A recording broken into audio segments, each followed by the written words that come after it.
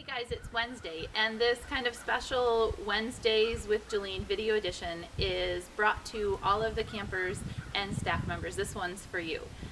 See, it's been about 18 days since the last of you packed up and left camp, and for some of you it's been even longer than that since your time at camp ended. And lately I've been thinking a lot about you because staff members, a lot of you have headed back to college or back to work, and campers, school is right around the corner. And in thinking about you guys, this devotion was brought back to my mind, and it went a little bit like this. I have 3 items here today. I have some water, some clay, and a rock. And I have some containers. And if I take my water and I pour it into a container, and I ask you this question, what shape is my water? Now, those of you who were here this summer, you probably remember that we had some goofballs, some clowns in our group, who no matter what I did with my water said that the water shape was water-shaped. So now that we've gotten that one out of the way, let's think about the shape of the water. The container here is a hexagon at the bottom. So many of you this summer answered, well, the water is kind of hexagon-shaped.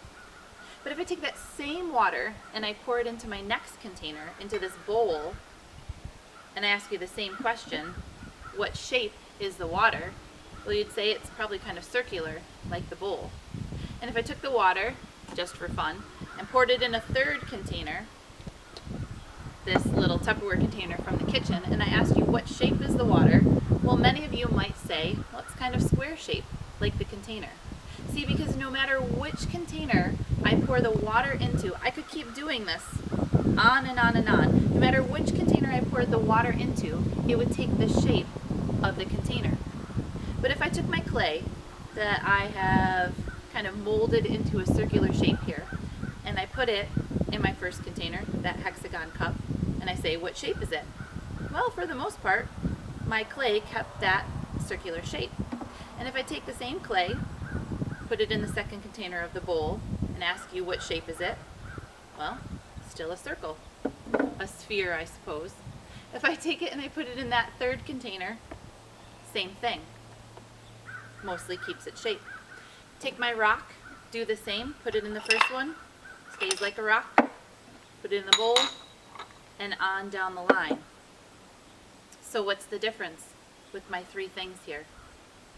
No matter what container I put my water in, it conforms to the shape of the container. My water doesn't have any character of its own, any strength. So it gets its shape by the container that I put it into.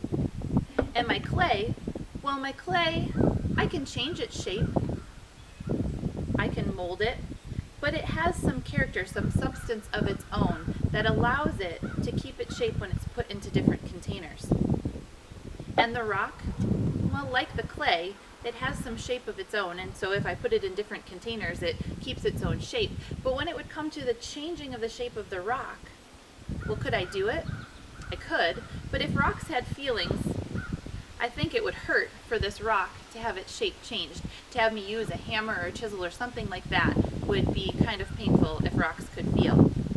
And you know what? The same is true for each of us. Often we're like the water, and we change our shape, maybe how we behave or how we think, depending on the container that we're in. Maybe when we were at camp, we acted and behaved and thought one way, and then when we went home, we acted another.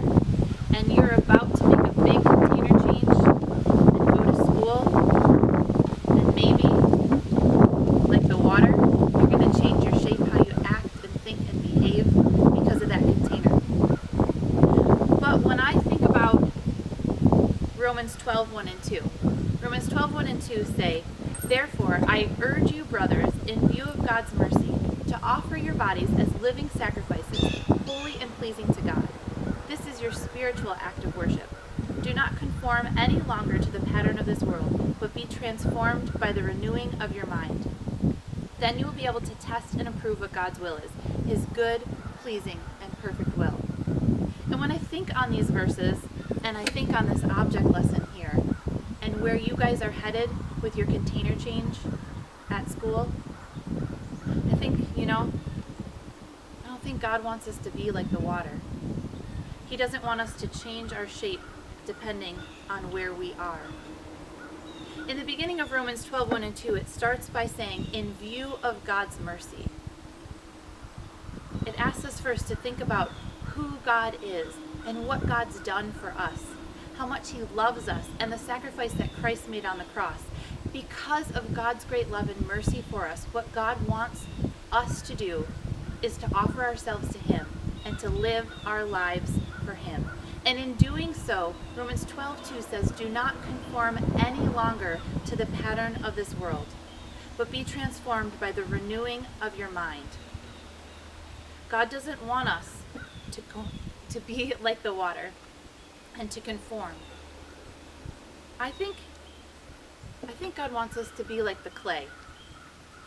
He wants us to have strength of character that when we make the choice to live for him, that we can keep our shape, but that we're not so hard like the rock that it hurts for our shape to be changed. But like the clay, we could be molded and shaped by our Maker, by our Creator, by God, and have strong enough character that no matter the container, we keep the shape that he's given us. And you know, there's a little something that we noticed about clay this summer, and it has me thinking about you guys and praying for you. Because see, this clay, if I get it too warm, and Frontier campers, you can attest to this, if it gets too warm, the clay gets sticky, it can't hold its shape very well. And if the clay is left out in the air too long, like the Craftastic campers, you did that on purpose, left the clay out and it dries and it hardens. If we don't take care of our clay right, well, it's not moldable and shapeable like it should be. And as you're about to face a container change, right now as you are in college or as you're headed back to school, how are you doing at keeping your shape? What steps are you taking to make sure that you don't dry out in your faith, that it's not getting too hot around you and affecting your ability to keep your character and your shape? I've been praying for you. I've been praying for you that you would grow in character, that you would have the strength to keep your shape no matter the situation. Because when you were here at camp, I saw so much growth in you, so much promise, so much strength of character developing. And the desire of my heart for you is that you would be more than just the shape that you took when you were here at camp, because you were in the container of camp. That was great. It was wonderful to see you do that. But if that's all it was, then I'm praying for so much more for you.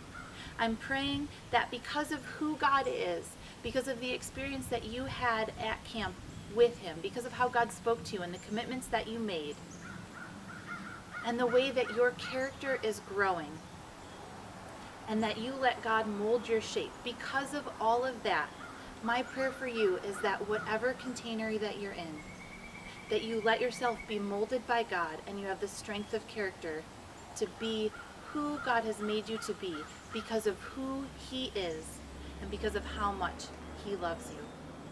So how are you guys doing at keeping your shape?